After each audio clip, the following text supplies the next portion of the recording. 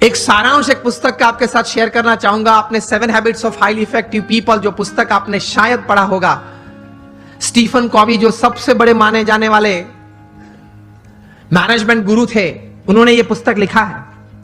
Considered to be the most famous management book ever written. New York Times के best seller में 60 हफ्ते तक ये टॉप पे थी और आज शायद 90% बी स्कूल्स में जहां MBA की डिग्रीज मिलती हैं यूरोप अमेरिका के साथ सब स्कूल्स में ये पुस्तक पढ़ाई जाती है। और फॉर्च्यून 500 कंपनीज के शायद ही कोई एग्जीक्यूटिव्स बचे होंगे जिन्होंने इस पुस्तक का कोई कोर्स ना किया हो, कोई क्रैश कोर्स 1 हफ्ते का, 2 हफ्ते का, 5 हफ्ते का कोर्स ना किया हो। इस पुस्तक उन्होंने लिखा, बहुत समझने वाली ये बात है, ध्यान से सुनना। उन्होंने अपने जीवन में यह पुस्तक लिखने से पहले 3000 सक्सेसफुल लोगों का संपर्क किया, जो सिर्फ धन कमाने में या व्यवसाय बढ़ाने में सफल नहीं, बड़े व्यवसाय के साथ जीवन के सभी रोल में सफल थे। हस्बैंड या वाइफ, ब्रदर या सिस्टर, नेबर या रिलेटिव, फ्रेंड, डॉटर या सन, सभी जो रोल हमें जीवन में सभी को करना है, वो सभी रोल में ये लोग सफलता उन्होंने पाई थी। ऐसे 3000 से ज्यादा लोग को वे मिले और मिलने के बाद शांति से 3 साल तक सोच मतलब विचार किए और फिर ये पुस्तक लिखिए, the 7 habits of highly effective people. मतलब अति असरकारक व्यक्तित्व धराने वाले व्यक्तियों के जीवन में ये 7 आदतें मैंने कॉमन देखी। मैं सभी का वर्णन नहीं करना चाहूंगा, लेकिन सिर्फ आपको नाम देता हूं। प्रथम आदत थी प्रोएक्टिव, जो सफलता के लिए बहुत जरूरी है। हम लोग एक्टिव तो हैं, प्रोएक्टिविटी मतलब प्रतिकूल परिस्थिति में सानुकूल प्रतिभाव। प्रतिकूल परिस्थिति में सानुकूल प्रतिभाव। आपके घर में आपके मन के मुताबिक बात नहीं बनी, फिर भी आप सबको साथ देना चाहते हो। आप जो ट्रस्ट में हो, जो संस्था में हो, जिसमें आपका प्रोजेक्ट, आपका विचार अच्छे थे, लेकिन सर्वानुमत से वो स्वीकार नहीं किया गया और किसी और का विचार स्वीकार किया गया, फिर भी आप इतने उत्साह से उस प्रोजेक्ट में अपने आप को वो सेवा में जोड़ सकते हो। ये बोलते हैं प्रतिकूल परिस्थिति में सानुकूल प्रतिभाव। आपका किसी ने अपमान किया, फिर उस वक्त आप स्थिर रह सकते हो। यह सफलता के लिए बहुत जरूरी है। कोई बड़ी आपत्ति आपके जीवन में आ गई, a setback, a failure is part of life, लेकिन उस वक्त आप स्थिर रहे।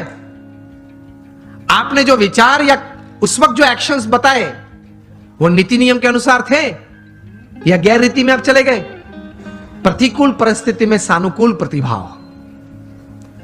किसी ने चांटा मारा, फिर भी आप हंस रहे हैं, हंस सकते हैं। To keep yourself stable is the first important aspect. प्रतिकूल परिस्थिति में सानुकूल प्रतिभाव। दूसरी बात लिखते हैं, begin with the end in mind. जो भी आप करना चाहते हैं तो उसका अंतिम परिणाम आप क्या चाहते हैं वो आप अभी से सोच लें, और अंतिम नतीजा शायद क्या भी आ सकता है वो भी आप तैयार कर लें। तीसरी बात लिखिए, putting first things first, priority. चौथी बात लिखिए, थिंक विन विन। आप भी जीते, मैं भी जीतूं। आप भी पैसा कमाए, मैं भी कमाऊं। आप भी सुखी हो, मैं भी सुखी हूं। क्योंकि यह नेट का जमाना है, एज ऑफ इंफॉर्मेशन है, क्वालिटी कंट्रोल का जमाना है।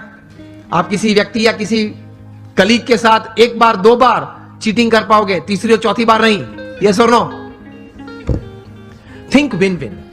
मैं जिसके साथ धंधा करता हूं वो भी जीते, मैं भी जीतूं। वो भी सुखी हो, मैं भी सुखी हूं, दोनों कमाए।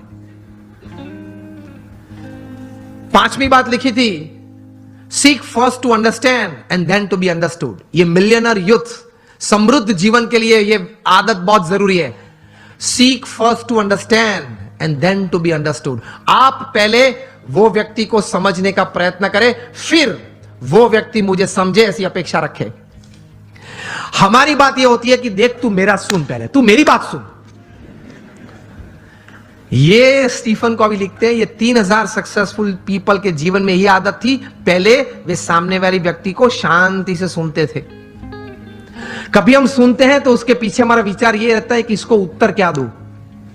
उत्तर देने के लिए मत सुनना। स्टीफन कॉवी लिखते हैं, एम्फैटिक लिसनिंग। समझने के लिए सुनना। 5 आदतें हुई। 6 लिखते हैं सिनर्जी। एनर्जी तो हम सब समझते हैं, मतलब आगे ऐसा लगता है। सिनर्जी मतलब 2 या 2 से ज्यादा व्यक्ति जब साथ में आते हैं, कुछ काम करने का निर्णय लेते हैं, काम करना शुरू करते हैं, मतभेद हो जाते हैं, कभी मनभेद भी हो जाते हैं, फिर भी साथ रहने का निश्चय करते हैं, साथ रहते हैं और चर्चा करते हैं, कॉमन मिनिमम प्रोग्राम डिसाइड करते हैं, कॉमन मिनिमम प्रोग्राम के लिए अपनी एनर्जी रिसोर्सेज अंदर डालते हैं, एक परिणाम पैदा करते हैं और परिणाम का आनंद लेते हैं, उसी आनंद में दूसरा काम करने का तैयार करते हैं, उसको सिनर्जी बोलते हैं। ये सिनर्जी के साथ काम करना वो आपको समृद्ध बनाएगा। लेकिन हमारी विचारधारा और आदत ऐसी है, 1 इंडियन इक्वल टू 3 जापानीज। एक भारतीय, उसमें इतनी ताकत होती है, 3 जापानीज जो काम कर सकते हैं वो एक भारतीय कर सकता है। 1 Indian equal to 3 Japanese, 2 Indians equal to 1 Japanese. अब पता चला, जब 2 भारतीय साथ में आते हैं ना, तब संप टूटता है। मेरे हिसाब से करना है, वो बोले मेरे हिसाब से करना है, तो फिर दोनों की शक्ति साथ में आती है, तो भी कितनी बन जाती है? एक जापानीज जैसी। And 3 Indians equal to 0। 3 साथ में आ जाते हैं तो 0 बन जाता है।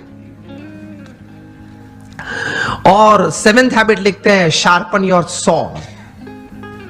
मतलब आपको अगर if you want to cut a tree by a saw, तो you have to sharpen it. तो your saw, your physical saw, you have to keep exercises, mental saw, you have to keep good reading and thinking good, your emotional saw, that is you have to have the right type of feelings, and your spiritual saw. इसमें Stephen Covey लिखते हैं कि connect with your creator through prayers every day. आप अपने सर्जनहार के साथ संबंध नित्य रखना प्रार्थना के रूप से। ये 3000 सफल व्यक्ति के जीवन में उन्होंने भगवान के प्रति श्रद्धा दृढ़ देखी। ये सफलता का बहुत बड़ा कारण है, क्योंकि जीवन में ऐसे प्रसंग बनेंगे जब आपके मोबाइल में 500 नंबर होंगे, किसको फोन करूं वो प्रश्न आ जाएगा। और ऐसे प्रसंग बनेंगे सिवियर फेलियर के, जो लाइट हम देखते हैं, इलेक्ट्रिसिटी देखते हैं, थॉमस अल्वा एडिसन ने दी। एक बार सुबह में बड़ी आग लग गई और पूरी एडिसन फैक्ट्रीज जल गई। एडिसन को किसी ने बताया, वे चले सुबह में देखा कि it was a heap of Ashes. छोटे बच्चे को साथ में लेके गए थे और बच्चे को बताया कि go and call your mother. क्यों? She might not have seen such a big heap of ash in her life. कितने स्थिर थे। और एडिसन की पत्नी जब आई, तब वो पत्नी तो एकदम जमीन पे गिर पड़ी कि हमारी फैक्ट्री की पूरी जल गई है फैक्ट्री। एडिसन ने अपनी पत्नी का हाथ पकड़ा और उसको स्टेबल किया, और एडिसन बोले ऊपर देख के, thank God all my mistakes have burned up, I'm coming back at 10, I'll start again. और ये इलेक्ट्रिसिटी और ये लाइट हमको दी। उन्होंने बोला कि भगवान आपका आभार, मेरी सब गलतियां जल गई। वो गलतियां नहीं थी, जब तक वे अस्तित्व में थी तब तक वे रिकॉर्ड्स थे, डेटा था। You got my point? जब तक वो पेपर्स थे, जब तक फैक्ट्री जल नहीं गई थी, लेबोरेटरी थी, तब तक वो सब क्या था? रिकॉर्ड्स और डेटा था। एक बार जल गई, यहां अभिगम बदल दिया, गलतियां थी, जल गई, I will start afresh. He did it and he give this. ये कहां से इतना बल आता है इस परिस्थिति में? प्रमुख स्वामी महाराज का संकल्प था कि लंदन में एक भव्य शिखरबद्ध मंदिर करना है। हैरो वहां एक एरिया है, वहां हमने जमीन भी ली, लेकिन नेबरहुड में सबने ये प्रश्न उठाया कि ये लोग 12 बजे तक घंट बजाएंगे, आरती करेंगे, तो हमारी प्राइवेसी डिस्टर्ब हो जाएगी। अब ऐसा तो करते नहीं है हम, लेकिन वहां एक सिग्नेचर कैंपेन होता है, वो भी एक part of the legal process है। उन्होंने वो किया, और ज्यादा सिग्नेचर लोकल्स थे उनकी हुई, तो कोर्ट ने रूलिंग दे दिया कि BAPS can not construct a मंदिर, या वो यहां मंदिर नहीं बांध सकते, और हम केस हार गए। प्रमुख स्वामी महाराज बड़ौदा में थे और बोर्ड ऑफ ट्रस्टीज ने फोन किया वहां लंदन से कि स्वामी जी हम केस हार गए। प्रमुख स्वामी महाराज के साथ हमारे बड़े सदगुरु संत पूज्य विवेक सागर स्वामी थे। उन्होंने ये प्रसंग प्रत्यक्ष देखा। प्रमुख स्वामी महाराज के चेहरे पे एक व्रिंकल भी नहीं फरी। प्रथम वाक्य वे बोले, जैसी भगवान की इच्छा।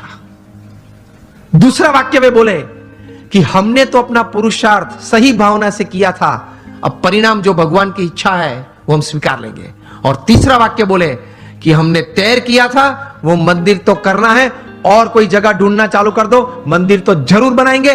और बनाया। और रीडर्स डाइजेस्ट ने 95 में जब प्रतिष्ठा हुई तब लिखा, it is the 8th wonder of the world. शायद आप लोगों ने किसी ने वो मंदिर देखा होगा निजदन में। It is the 8th wonder of the world. तो ऐसे महापुरुषों के जीवन में से यह बात सफलता के लिए सीखनी है। जब सेटबैक आए जीवन में, कोई फेलियर आए, कोई ऐसी परिस्थिति खड़ी हो जाए, तब यह इंट्रोस्पेक्शन करना कि मैंने अपनी बुद्धि के अनुसार पूरा पुरुषार्थ किया था, हां, तो अब भगवान की इच्छा, जो परिणाम आए वो मुझे स्वीकार है। लेकिन अब जो परिस्थिति है उससे बाहर निकलना है, और जो तैर किया वो करना तो है ही।